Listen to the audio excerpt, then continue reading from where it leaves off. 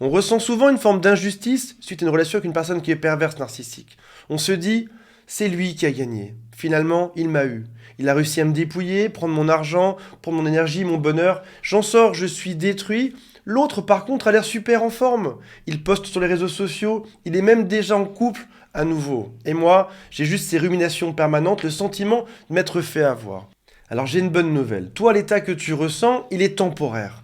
Toi, ça va passer. T'étais heureux ou heureuse avant, tu seras heureux après. Lui, par contre, il a une vie qui est dramatique et qui se finira encore pire que tout, vu qu'il sera tout seul. Et je vais vous démontrer pourquoi aujourd'hui. Avant de démarrer, si vous le souhaitez, abonnez-vous à cette chaîne. Il y a aussi un quiz qui s'appelle « Est-ce que cette personne est perverse narcissique ou pas ?» Et si vous le souhaitez, contactez-moi. Il y a un lien juste sous cette vidéo. Rappelle-toi de la vie que tu as eue avec cette personne. Les drames en permanence, les crises, les pleurs, les hurlements, les choses jetées par terre, les injustices. T'as trouvé ça dur. Et imagine le nombre d'années que t'as vécu ça, qui était déjà difficile. Imagine maintenant que toi, t'as juste été celle qui a subi ça, mais lui de son côté, ou elle, il va vivre ça toute sa vie. C'est-à-dire qu'il l'a toujours vécu avant, dans toutes ses relations précédentes, et il vivra cette même vie de destruction toute sa vie d'après. Ce sera toujours pareil, sauf que toi, par chance, t'es plus dedans aujourd'hui. Des drames, des campagnes de dénigrement, des cris, ça, toute leur vie. Toi, quand t'es parti, ça s'est arrêté. Certes, t'es pas en forme, c'est compliqué à gérer, t'as le moral un peu en berne, mais toi, ça va aller mieux d'ici peu. Chez lui, pas du tout. Imagine les conséquences même sur son organisme. Qu'est-ce que ça fait à un être humain d'être en drame en permanence? On va reparler de son physique dans quelques instants. C'est une vie de relation temporaire pour lui. Il n'a aucune vraie relation construite. Ses relations amicales sont temporaires, ça finit toujours en drame. Son travail, c'est pareil. Ses relations amoureuses, c'est encore pire. Et sa vie qui est faite de relations temporaires va devenir de plus en plus compliquée pour lui. Comment est-ce qu'il va justifier cette histoire aux autres? Alors, à 20 ans, si t'as pas eu de relation, ça peut être normal. T'as peut-être pas beaucoup d'amis, t'as rien construit, pour ton travail c'est pareil, normal. Mais quand t'arrives à 40 ans, 50 ans, 60 ans, 70 ans, comment est-ce que tu vas justifier le fait que tous tes amis sont partis, le fait que toutes tes relations ont toujours été dramatiques? Ça va être dur d'arriver à créer une histoire cohérente pour expliquer ça aux autres. Les gens ne sont pas naïfs, ils te jugent un peu sur ton passé aussi. Si t'as pas une histoire cohérente pour expliquer pourquoi est-ce que t'es seul aujourd'hui, ce sera forcément suspicieux et ce sera de pire en pire avec le temps. On a parlé du physique un tout petit peu tout à l'heure. Au bout d'un moment, l'intérieur chez eux qui est atroce, qui est pourri, va ressembler à l'extérieur. Alors, lorsqu'un pervers narcissique ou une perverse narcissique est jeune, généralement il y a de la beauté, il y a de l'élégance, il y a de l'intelligence, mais on ne peut pas rester beau à l'extérieur quand on est complètement noir à l'intérieur. J'ai remarqué que c'était le cas chez chacun d'entre eux, ce sont des gens qui vieillissent très mal.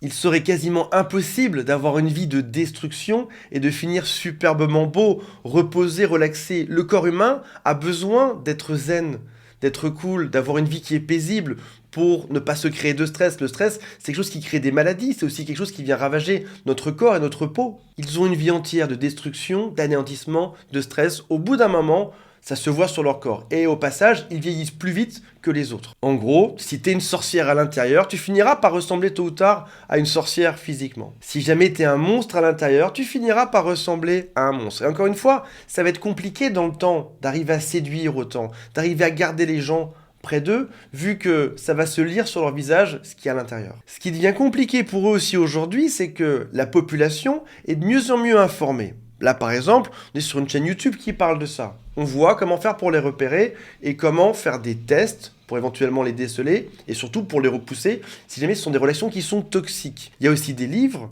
même sur Netflix, je vois des séries où les jeunes qui ont 15 ans parlent de termes qui parlent notamment de perversion narcissique. La population, globalement, devient de plus en plus informée et capable de les repérer. Et si c'est pas forcément toi, ça peut être tes amis qui les repèrent. Ou même parmi tes amis, si une de tes copines tombe dessus, peut-être te dire tiens, va voir les vidéos d'Antoine, ou regarde tel livre pour t'informer parce que là, a priori, son comportement n'est pas normal. Il y a 10 ans de ça, ou 20 ans, on n'en parlait pas trop, il n'y avait pas l'effet de mode qu'il y a dessus, on n'était pas au courant de tout ceci. Maintenant qu'il y a des études, maintenant qu'il y a des écrits, des vidéos, la population le sait.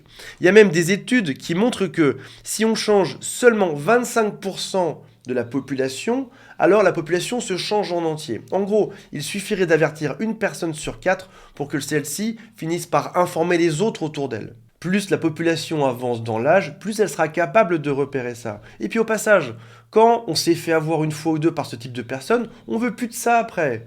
On ne t'arnaque plus quand t'as 60 ans ou 70 ans. Ça signifie qu'à peu près vers cet âge-là, ces personnes se retrouveront seules, parce qu'en face, personne d'autre n'en voudra. Voilà mes amis, les bisounours, j'espère que cette vidéo vous aura fait plaisir parce que on peut avoir ce sentiment qu'on nous a volé une partie de notre vie. Il y a quelque chose qui est dur à accepter là-dedans. Se dire oui, je me suis fait arnaquer par cette personne. Oui, ça a été dur et l'autre s'en sort bien. Alors oui, il a peut-être gagné une bataille temporairement, mais la fin qu'il va avoir, je pense que t'en veux pas. Au passage, même la vie qu'il a depuis qu'il est tout petit, je pense que tu voudrais pas être dedans. Imagine ce que tu as vécu multiplié par toute sa durée de vie. Imagine ce qui se passe dans sa tête. Tu ne voudrais pas être là-dedans.